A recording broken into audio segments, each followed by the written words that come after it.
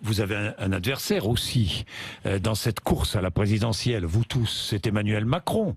Vous avez dit d'Emmanuel Macron, c'est un hologramme, une image virtuelle. Oui, une image virtuelle, mais enfin qui bat François Hollande dans les sondages aujourd'hui et qui s'installe dans le paysage présidentiel. Non ? Franchement. Je suis absolument sceptique sur cette affaire. Et quand je dis sceptique, c'est le mot le plus alors, employez d'autres modéré mots. que je puisse choisir. Alors je vais vous dire, oui, ça ne marchera pas.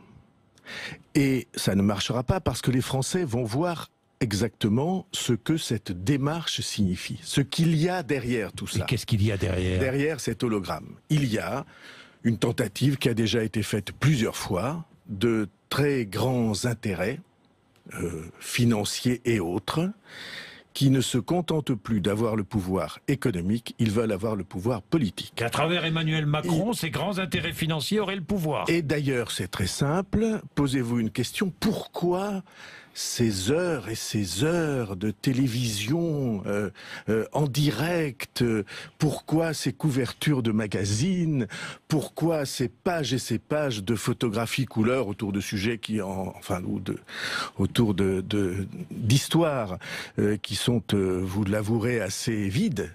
Pourquoi tout ça? Parce que on a déjà essayé plusieurs fois.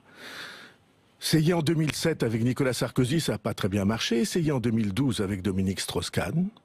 Et ce sont les mêmes forces qui veulent réussir avec Macron ce qu'ils ont raté avec Strauss-Kahn. Or, pour moi, il faut que vous sachiez ça, et c'est absolument central, je ne suis pas pour que le pouvoir de l'argent prennent le pas sur la politique. Mais je suis. Vous dites ça parce attendez, qu'il vous gêne. Pas du tout. Parce qu'il est sur le même terrain. Pas du tout. Il s'adresse aux mêmes électeurs potentiels que vous. Pas du tout. Ou qu'Alain Juppé. Pas du tout. Oui. Toute ma vie. Et vous en êtes le témoin, je suis venu suffisamment souvent à votre micro pour le dire. Je me suis opposé au mélange entre la décision politique qui doit être d'ordre civique et le monde des grands intérêts et le monde de l'argent. Je me suis toujours opposé à ça.